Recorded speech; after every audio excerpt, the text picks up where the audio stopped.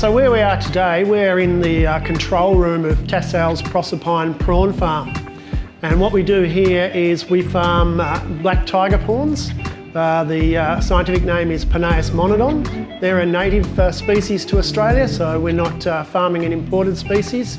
And we grow here in our ponds at Proserpine about 5,000 to 6,000 tonnes of prawns per year. It's really important that Australia creates a sustainable food source for ourselves.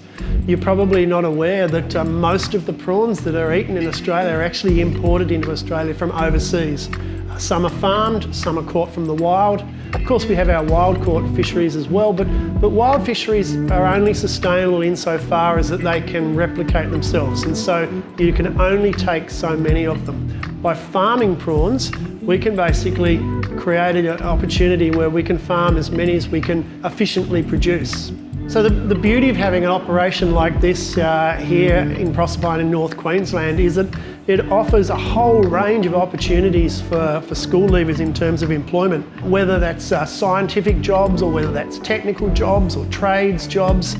We offer the whole range. We've got people with PhDs in marine science, and we've got people with Certificate 3 in diesel fitting and electrical, and everywhere in between. We've got jobs, whether that's monitoring our prawns, whether that's maintaining our equipment, whether that's helping our employees with personnel issues, whether that's training and development like my role.